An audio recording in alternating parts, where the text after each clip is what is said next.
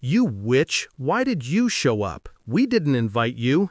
You're not part of our family, so get lost or I'll call the cops.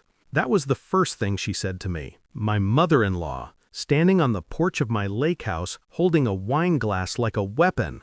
Behind her, I saw the others.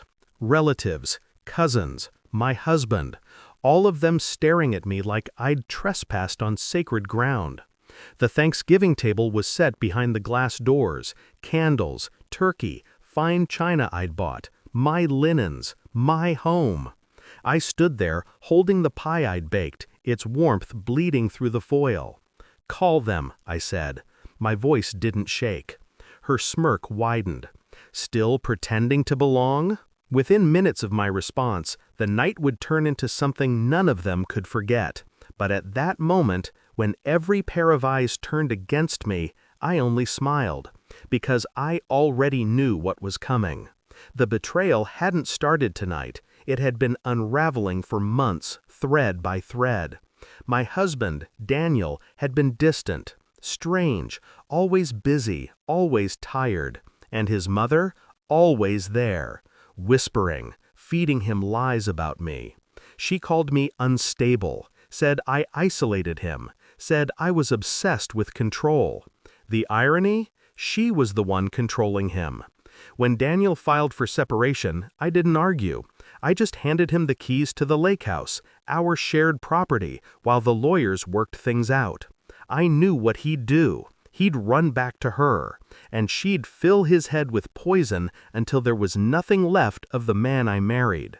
Tonight was supposed to be their private family Thanksgiving. They hadn't expected me to drive 2 hours and show up uninvited. But I wasn't there for a fight. I was there for the truth. A month ago, I'd found something, a set of emails between Daniel and his mother, hidden in a shared cloud folder.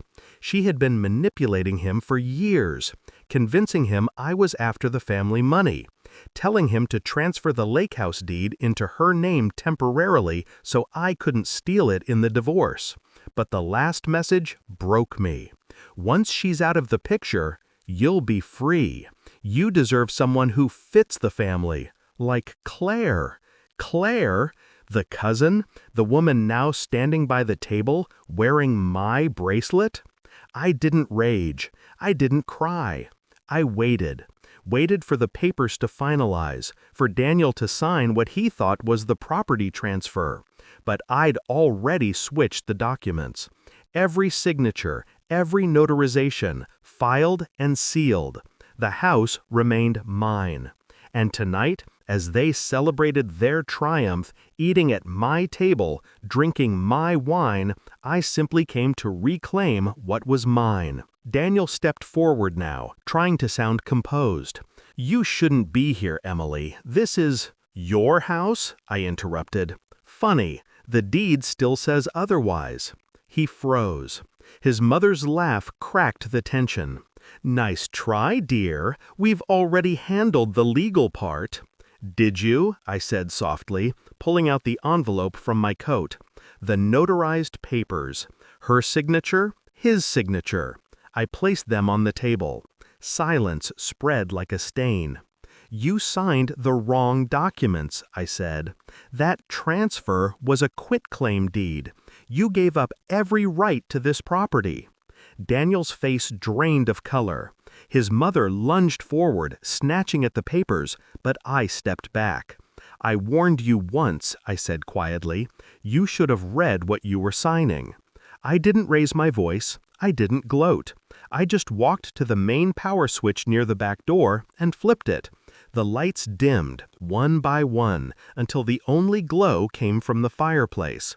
They stood frozen in the flickering light, surrounded by their feast. "I'll give you all 10 minutes to leave," I said.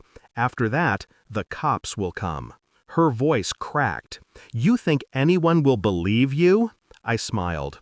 "They don't need to believe me. The deed, the audio backups, the notarizations, they'll believe those." Daniel looked at me like he was seeing me for the first time. The wife he'd underestimated, the woman he thought he could erase. He didn't say a word when I opened the door and waited. He just gathered his things in silence, like a child caught lying. They left in a rush of cold wind and muttered curses. When the last car disappeared down the dark road, I closed the door, locked it. The fire was dying. The house was silent again. Mine again. I poured myself a glass of their abandoned wine and walked to the window.